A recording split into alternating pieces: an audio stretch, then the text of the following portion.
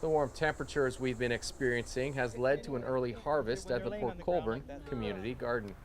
Volunteers were out earlier this week loading up a wide range of fresh produce that was then turned over to Port Cares. You know, getting the garden started it wasn't easy, but I'm glad that we did it, and it was a lot of work, but reaping the benefits for our community is reaping the benefits of the garden every day in the summertime. I think it's definitely worthwhile. It's a learning experience for myself and for our team. But that's kind of what gardening is all about, right? You don't need to be a great gardener to come out and garden with us. We're all learning together. Mayor John Maloney and his family have been gardening a plot all summer and were out to participate in the harvest. It's a great feeling to be here, to plant, now we're starting to harvest, and it's amazing the amount of produce that we're taking from these plots. And as I said, we're giving it to Port Cares to feed those who are less fortunate, and at no cost to us anyways.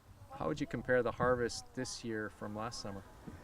I think this is more bountiful. I think there's more this year than last.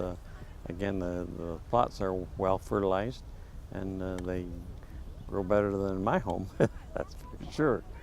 Once the vegetables were loaded up, they were taken to Port Cares, who weighed the bounty and then weighed in with their thoughts on the community garden.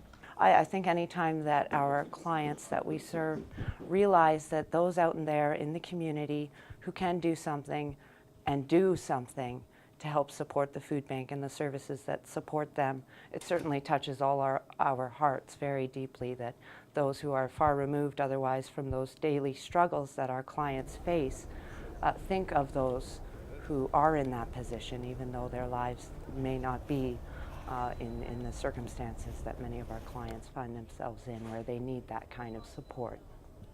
This happened last summer as well. What do you remember about some of the reaction from your clients then? Oh, well, it's beautiful, especially before we open the doors to start serving folks through the distribution store. We have all the beautiful produce out there on the counter for them to see, and it's just eye-popping.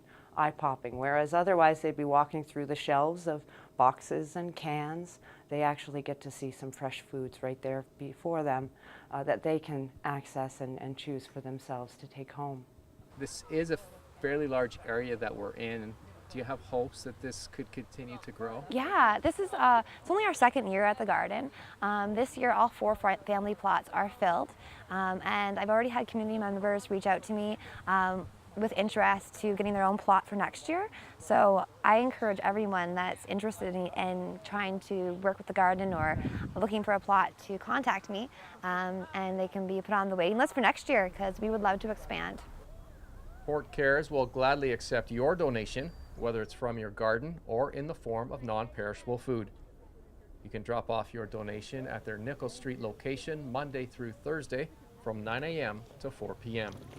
In Niagara, you're watching The Source.